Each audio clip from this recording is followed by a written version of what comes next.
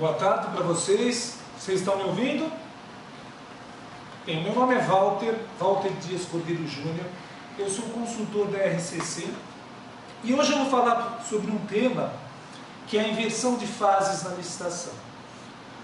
Como vocês sabem, as fases da licitação, tradicionalmente, sempre você apresentou inicialmente o envelope contendo a documentação, para depois, posteriormente, apresentar os envelopes contendo as propostas. No entanto, essa circunstância sempre acarretou em relação aos administradores, a necessidade de você adotar providências que tornassem mais célere o procedimento licitatório. E entre eles, a principal medida foi a inversão de fases.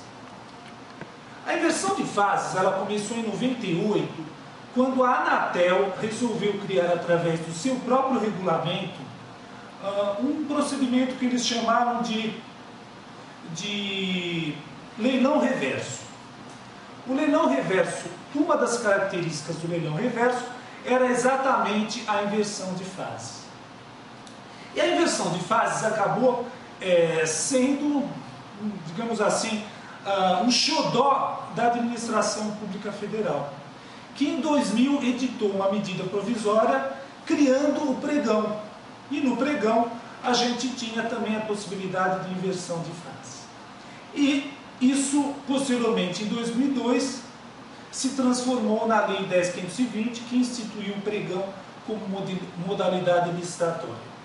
E realmente, a inversão de fases era uma das características principais do pregão, que tornava o procedimento mais ágil, mais célere. Aliado a isso, também foi criado no diploma legal que instituiu o pregão a possibilidade de você sanear as falhas da documentação de habilitação. Esse saneamento de falhas já era uma tradição nos procedimentos tradicionais.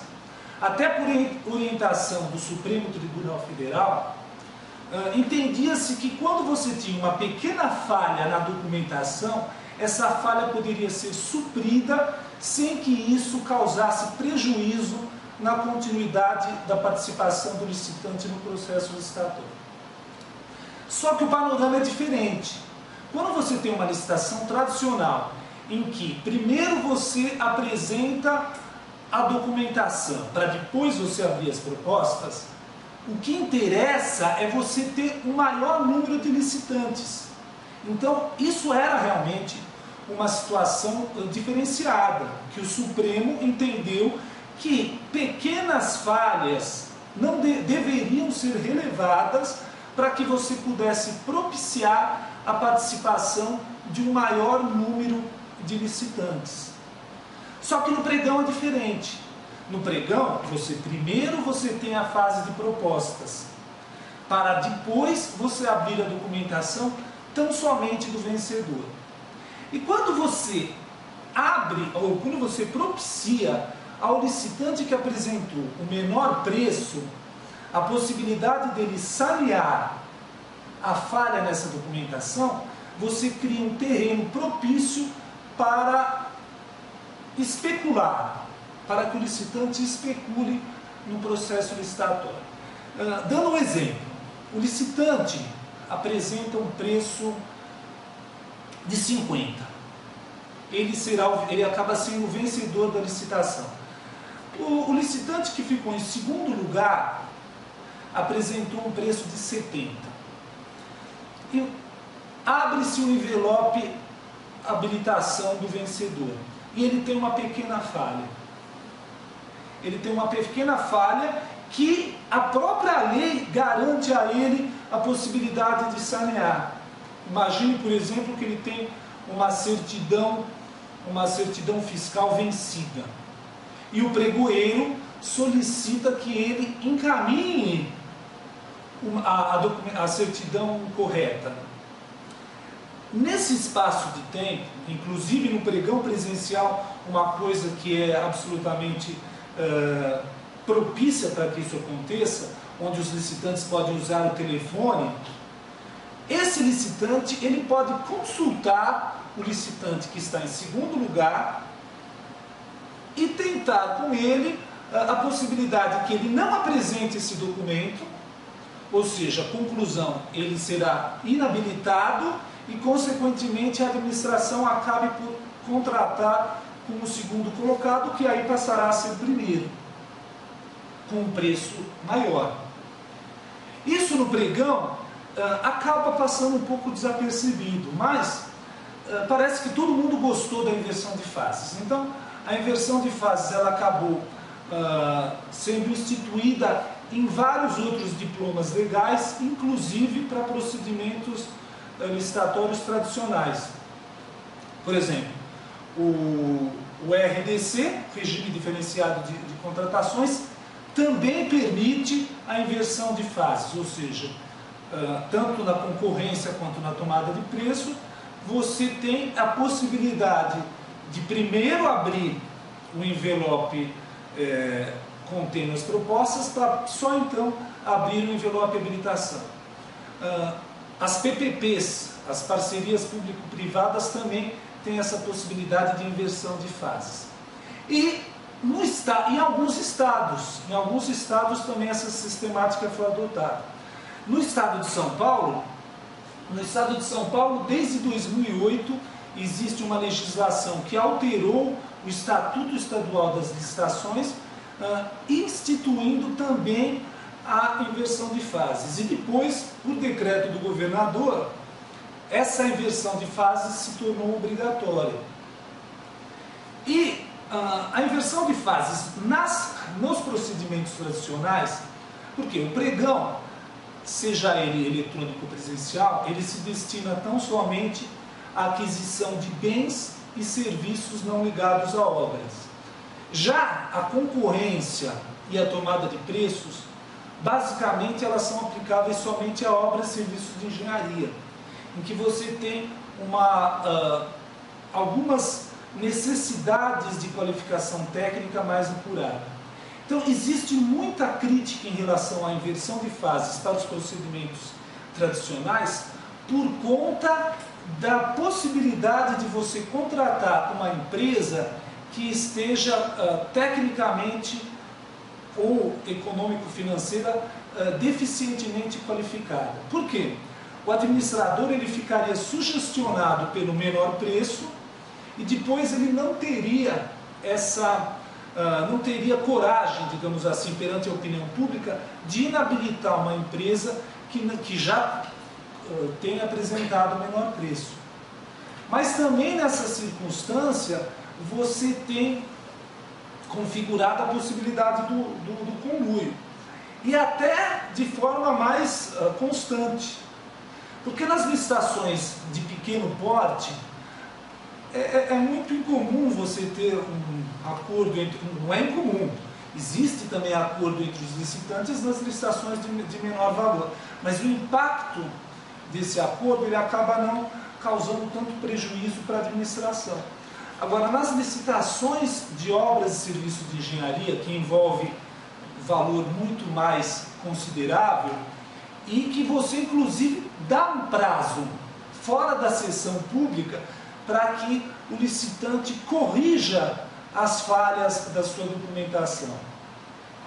Esse prazo que você concede ao licitante é aquele que acaba propiciando que um licitante entre em contato com o outro e negocie a sua desistência da licitação. Isso é muito mais comum do que se pode imaginar. Inúmeros casos que passam desapercebido pela administração de licitantes que apresentam um preço inferior, mergulham no preço, para depois especular a sua própria desistência da licitação.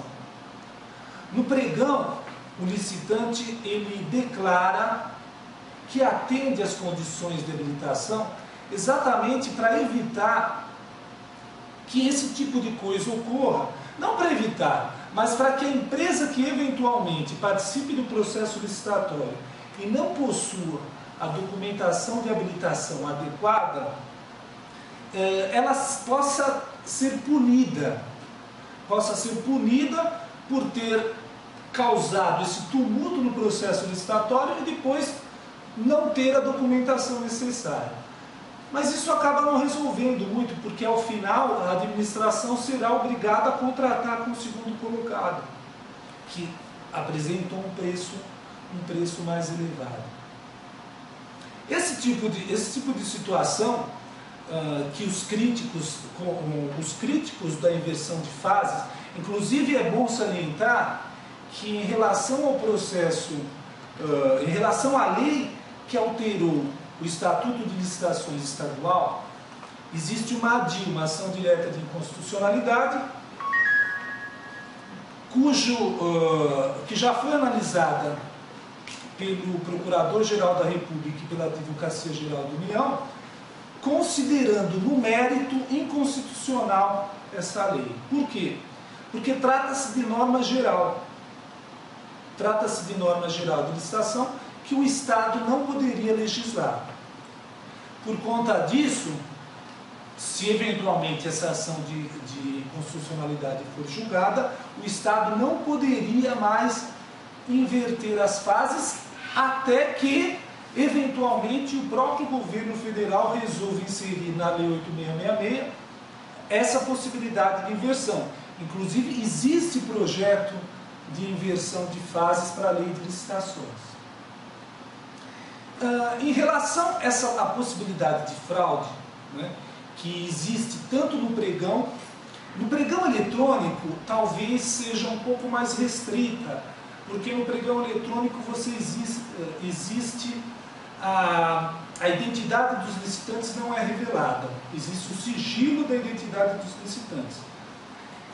Embora esse sigilo não seja absoluto, porque embora os licitantes participem do processo com um código, eventualmente um pode conhecer o outro, né?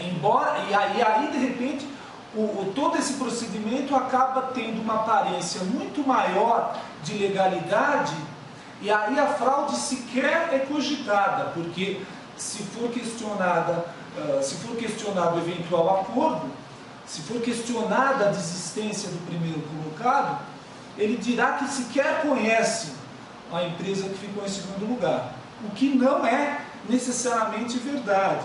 O licitante pode conhecer já de antemão o código que identifica os demais licitantes, sobretudo aquele que está em segundo lugar, e pode negociar com ele com maior tranquilidade, porque ligando para ele ou conversando através de meios eletrônicos, sem que a administração sequer participe dessa circunstância. Então, é muito preocupante essa questão da inversão de fases, e que não existe questionamento em relação a essa possibilidade. Normalmente, a maior preocupação que existe em relação à inversão de fases é principalmente em relação à concorrência e tomada de preço, que você faz contratações de obras e serviços de engenharia, é em relação à contratação deficiente, porque você não vai analisar tecnicamente, de forma adequada, a habilitação do licitante que apresentou o menor preço. Bem, eu ainda estou aberto a perguntas, né? Se vocês tiverem alguma dúvida em relação a isso, vocês podem encaminhar através do e-mail atendimento@rccnet.com.br.